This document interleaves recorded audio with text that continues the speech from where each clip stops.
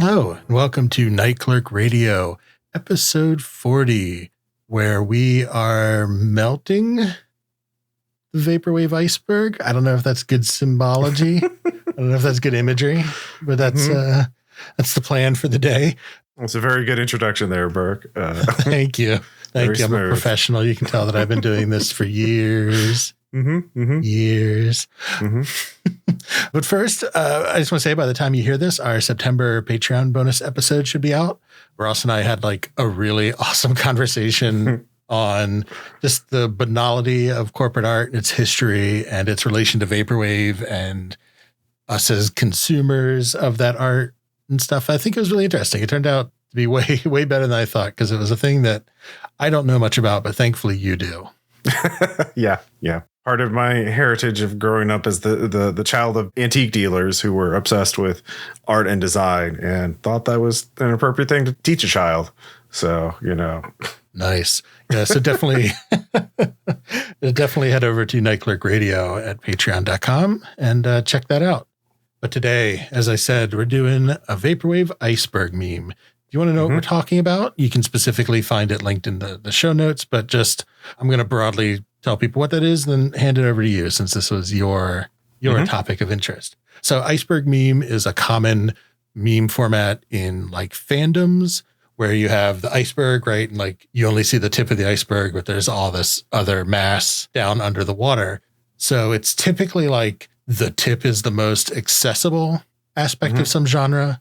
And then as you go down by whatever filtering criteria that the person making it has used, you get into things, we'll talk about whether or not this is true, but things that are allegedly deeper or more obscure or more hidden from common public eye.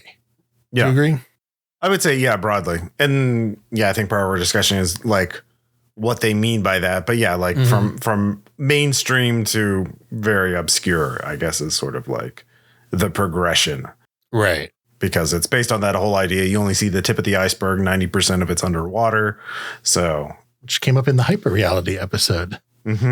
So I saw this Vaporwave Iceberg meme on the Vaporwave subreddit, and I thought it was very interesting because they link to a bunch of different albums. And in the Vaporwave subreddit, someone typed out all the album names so people could actually search for them, because there's a lot of Japanese language titles. Broken Unicode. Yeah. Yeah. So, yeah, where do you want to start with it? There's a lot to dive into. Yeah. My icebergs are really taking it this episode. Yeah. I would say that the first thing I will comment on is that the top layer is the only one that makes sense to me. Well, even that to a degree. Kind of. Like, is Blank Banshee really, like, it's popular and well-deserved. Like, it's a great album, but is it the most well-known or accessible?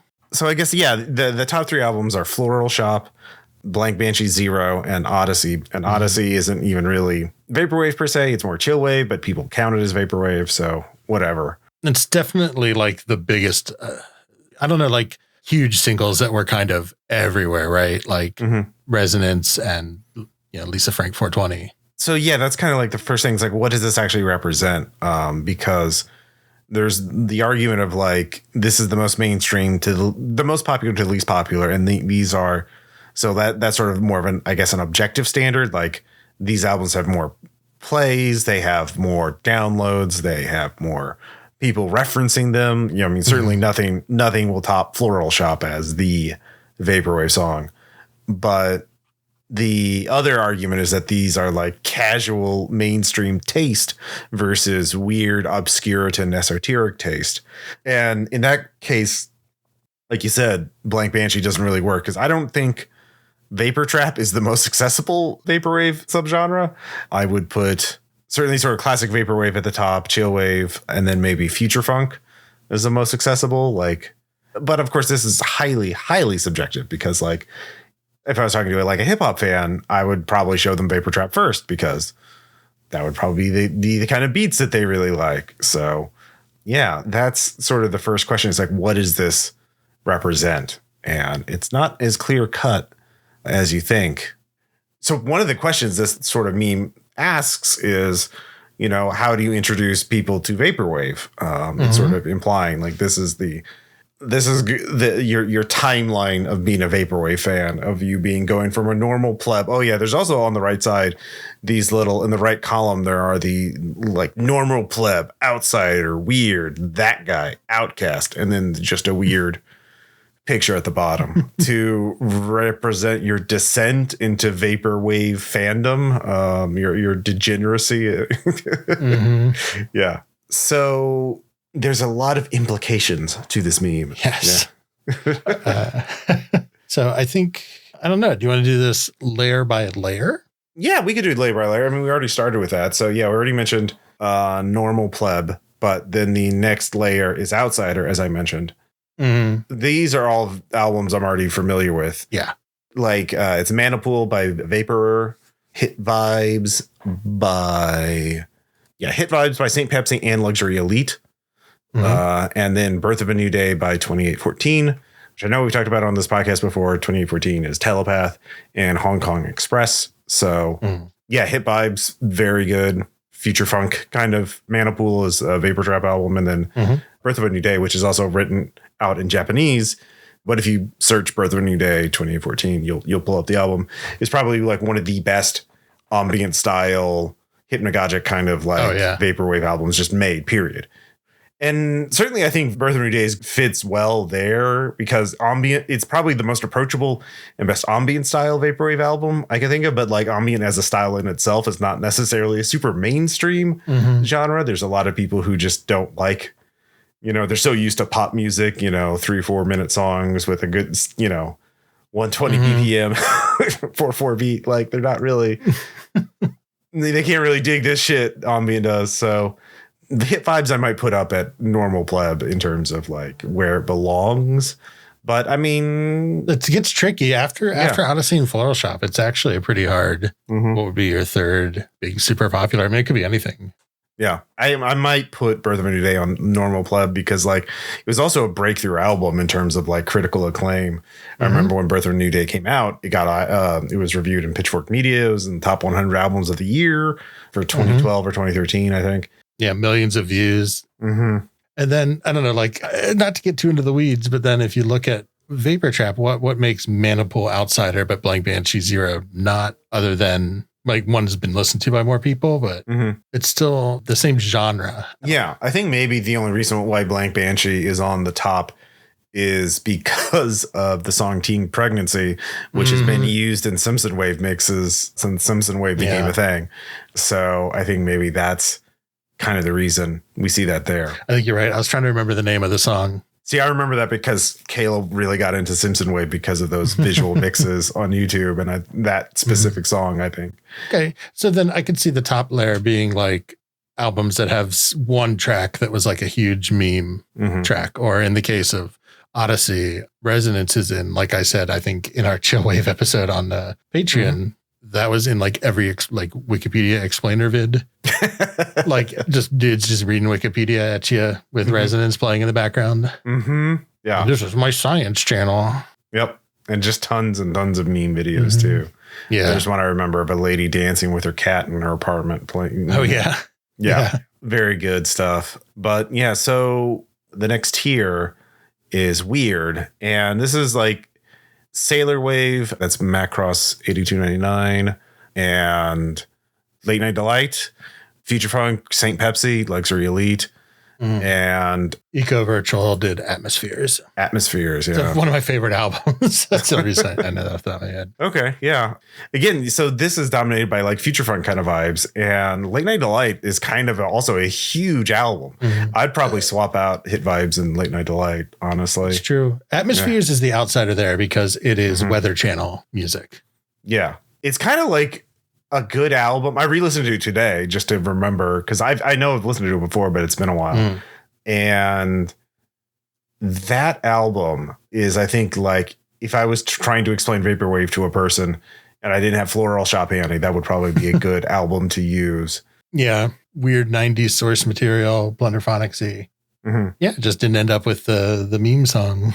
Yeah. Then we go to That Guy. And one of the albums is Heart Full of Love, which I believe we have reviewed on this podcast. Mm-hmm. So just go listen to that episode, whatever number that was. And by Dark Pyramid, which I believe is another alias from Hong Kong Express.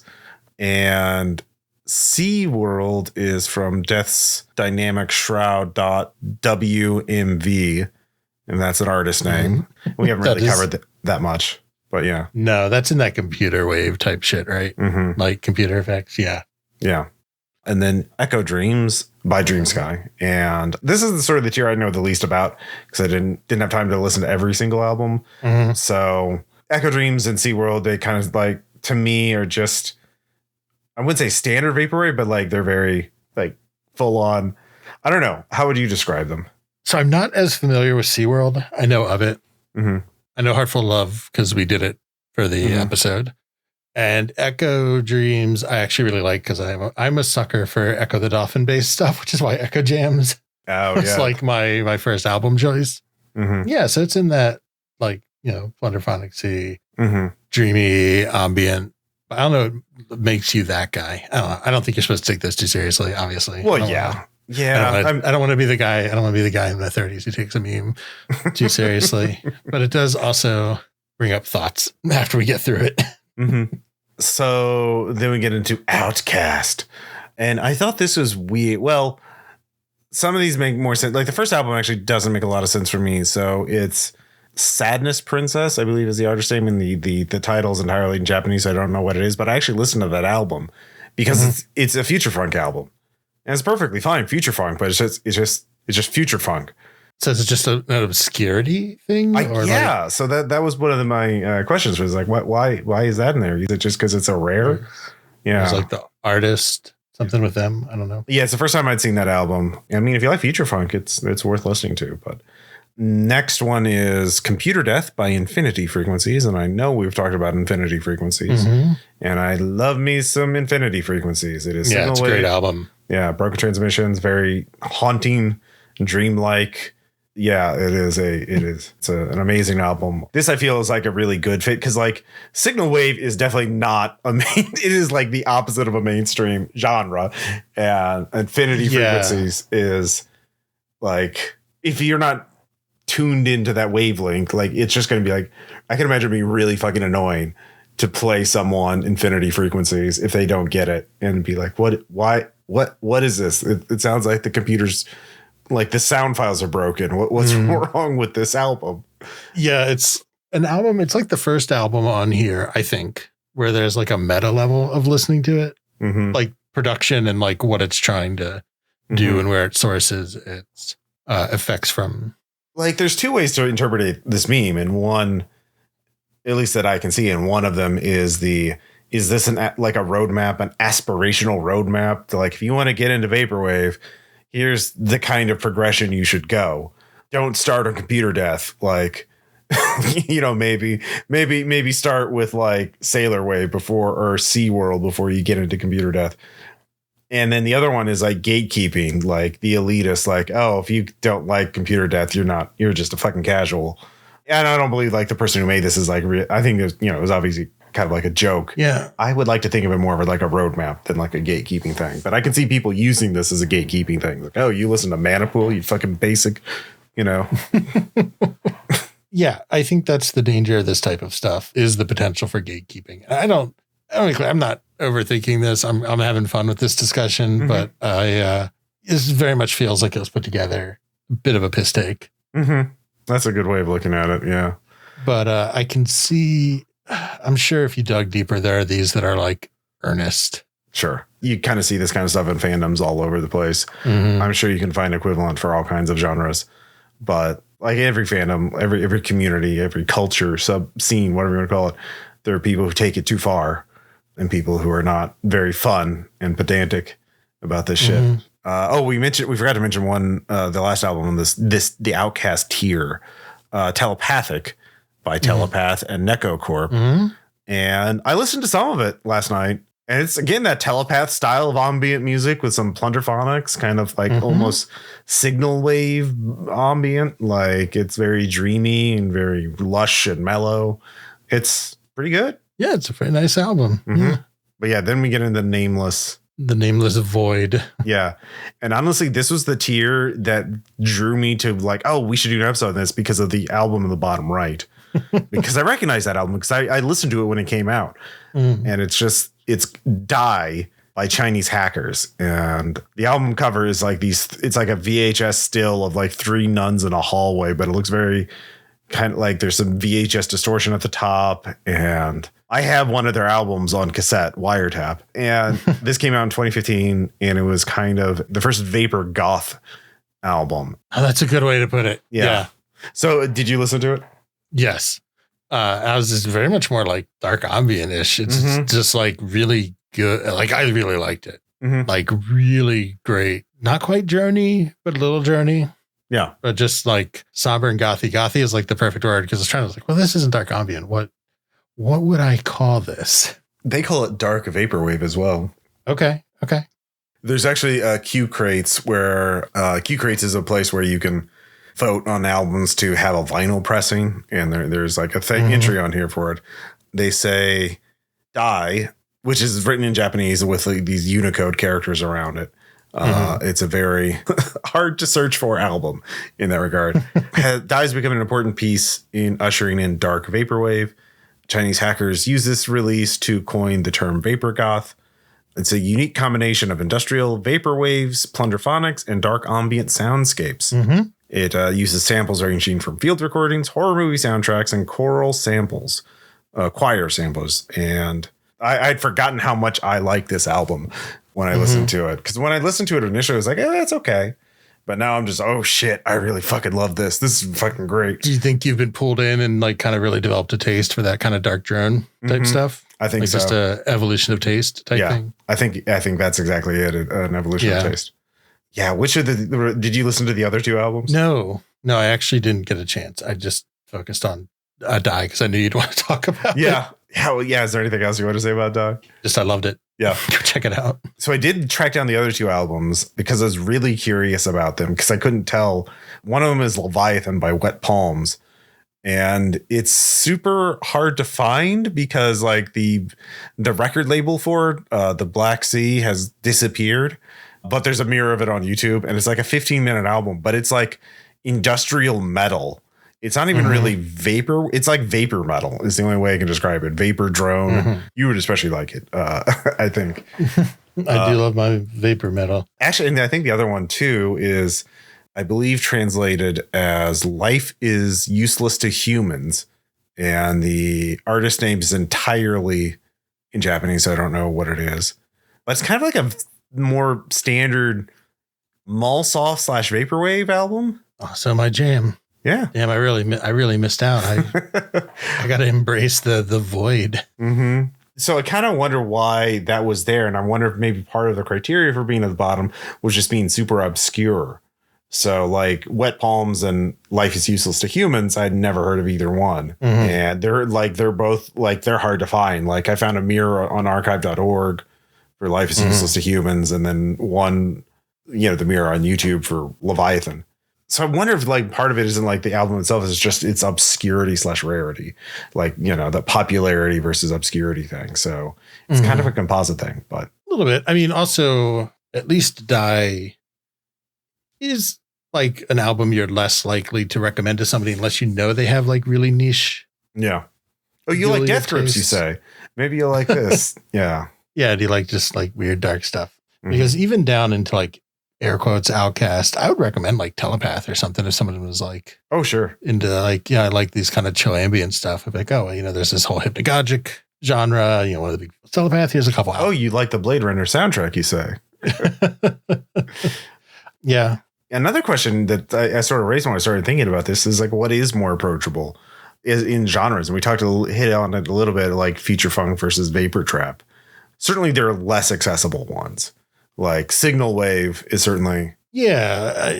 Or like real noise type stuff, or like real glitchy, experimental, weird stuff. Yeah. But I think when you come down to like we'll say the main genres, which are, kind of the ones we did for like the first 12 episodes of this podcast, I don't think it's any more or less. I would totally tailor it just to who I think I'm recommending it to. Like you're saying with Vapor Trap, if somebody's into like hip hop type stuff, well, here's some that blend some of those elements with some of the other aspects of Vaporwave. And it's really interesting. I think you'd like it. I do think, not Vaporwave, but I guess I tend to default to like synthwave type stuff because it is so popular. Yeah. Oh, for sure. People do tend to like it, but I think even though I'm not a huge fan of it, I can see why like future funk is like pretty feel good accessible. A lot of people might get into it, but there's other stuff, well, I guess Echo Dreams says, if somebody's like really into video games, then I would recommend stuff that's like, here's like repurposing of video game soundtracks or like playing around with the idea of making fake video game soundtracks. Yeah, because I think I kind of fold all these questions you have in the document, which are like very good questions. Like, what are useful criteria?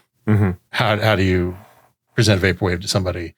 Yeah, they all just kind of come into that idea of like making music a conversation and like not just being like, this is my favorite album, independent of any context. I'm just going to recommend it to you. Yeah, it's just something I try not to do because I think I can pick like one of like 8,000 albums. So how are you feeling today? Yeah. What are you into? Like, what do you work out to? Like, what kind of genres of music do you work out to? Like, like some people use metal, some people use audiobooks, some people like me, it's drum and bass, Girl talk for me. That's I don't know why. I think it's like, cause it's like listening to pop radio, but you don't have to listen to every song all the way through. Yeah. They got that high energy thing. That's kind of infectious. It would be interesting to set up these kind of iceberg things, but like, just for individual subgenres of Vaporwave. Like, I think it would be interesting to think about like, what's the most approachable mainstream kind of like future funk, and what's the least accessible future funk? What's the signal wave version of future funk? What's the infinity frequencies of future funk? And I would personally like reject the iceberg hierarchy type deal. Yeah. Instead of having like some like central monolithic hierarchy that you're kind of attaching to. I think like this stuff is much better thought of like rhizomatically, of like kind of like a network of connections, because something that becomes like less accessible might become more accessible to someone who's really into like signal wave and stuff. So I don't think it's this top to bottom build where like, I just don't like the implications of that, of like, oh, you worked your way down to the third layer. You've earned the right to listen to Sailor Wave. Yeah. You've leveled up or you leveled down. Yeah. You've unlocked that. You hustled and grinded and you ended up in Outcast. So I would just think of it as more of like a web, because there can be reasons why like a broad genre that's generally uninteresting to a person can start to pick up enough elements of another genre in like a web-like sense, where then it loops back into being accessible. Because, like I'm not a huge like future funk guy, but like I really loved, we talked about Tumelo's album. And I really love that because it has like so many other elements on top of some of that like jet set radio future funk stuff, like the video game connection, which has a little bit of nostalgia, but also like all the interesting hip hop, the cool production, the folding in like breakbeat type stuff, where it kind of feels it's kind of like in between all these other zones, and is an album I really like, even though other stuff like it that's not quite as good probably would fall off for me harder. Yeah. Another example outside of Vaporwave, but an album we talked about before, the Caretaker series, which is like 6 hours of music. Pat Chennington released a 2.5 hour video analysis breakdown of the album series, and it's become the version that's on YouTube has millions of views. And had you just shown me this album without knowing any of its internet fandom or presence, I'd be like, oh yeah, no, that's not an approachable album at all. It's such a odd concept in how it's executed, and it's beautifully executed, but like I would not, but like the kids love it. The kids love the Caretaker, like I would not have expected that, but it became kind of a meme. But because it became a meme, people were exposed to it, and some of them were like, well, wait, hold on, there's something here, and they kept digging down. And I think maybe kind of built out, like it defied expectations, even though it's a very complex album and topic and like how it does what it does. I think it's an album that, took a while to come out, but I think it's probably also doesn't hurt that it's an album that really found its legs during the pandemic. That's true. That's actually, things exist inside of history. They have a historical context. So yeah, it really did pick up after the pandemic, and people were, because it's kind of been around, 10 years or whatever since the first one. came out. But yeah, I was going to joke that like a dark ambient iceberg, the first layer would just be 3 parts of the caretaker, and the second part would be the other 3. Yeah. I think that, I mean, honestly, the first one would be like horror movie soundtracks, just in general, the quiet parts. Yeah, in the middle layers, Cryo Chambers 24/7 stream. Yeah, I was gonna say it just becomes like a mush of all the Cryo Chamber albums. Yeah, basically. We love you, Cryo Chamber, but damn. Yeah. But what would the bottom tier be? That would be like shit we don't know about yet. Yeah, that's true. Oof. Something to think about.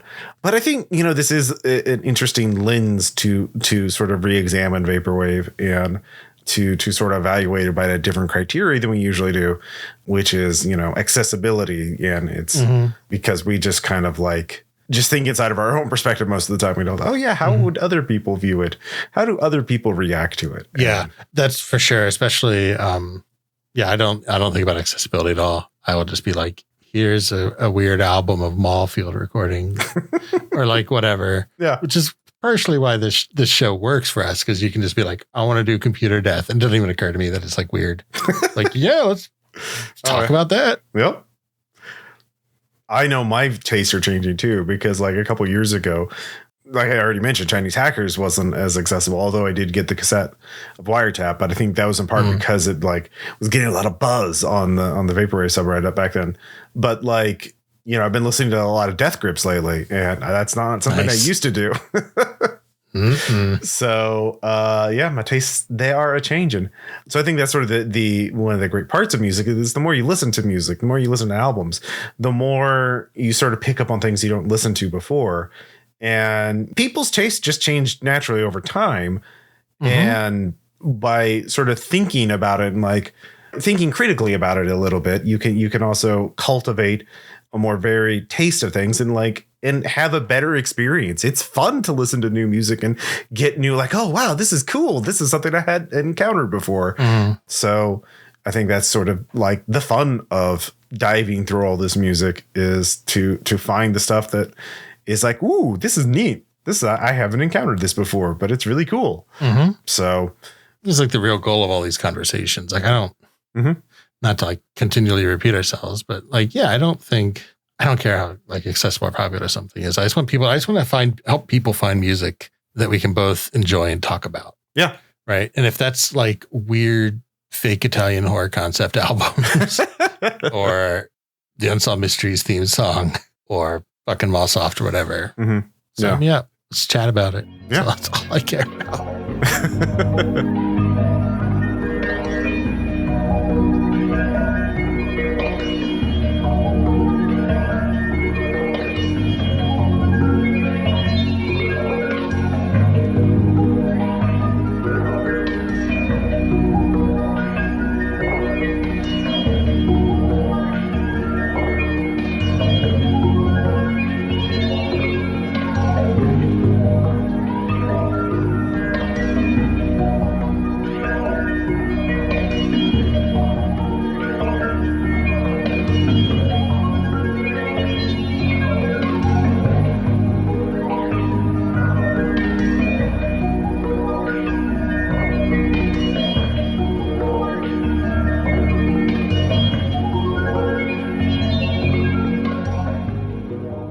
Thanks for listening. Definitely take a moment to check out the iceberg meme as linked in the show description. Just let us know what you think and how you sort of categorize these types of topics in your head. I would love to hear about how other people think about music, because I think we probably think about it so similarly. There has to be like a diversity of viewpoints out there that'd be interesting. There just has to be. Like, I want to find them out.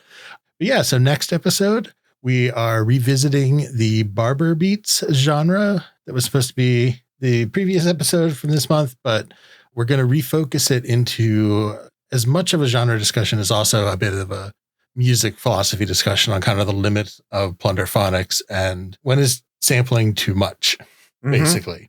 That's how I would describe it. So definitely keep an eye out for that. I'm excited to like dig back into that topic and chat about that again, because I think it's a really important thing to think about and have like firmly under your feet when you talk about these genres of music. Is like, how do you approach your thoughts on using other people's art in your own art? I don't know. I think it'll be really interesting. So if you want to hear that and all of our Patreon bonus episodes, like us rambling about corporate art for 45 minutes, then definitely check us out at patreon.com/nightclerkradio. You can also find us at Nightclerk Radio on Twitter, or if you want to bother us individually, Ross is at Ross Payton and I am at Burke McBurkinson. You can also find us under the Nightclerk Radio moniker pretty much anywhere, nightclerkradio.com, Nightclerk Radio on Facebook and Instagram. So, however you choose to interact with us, please do.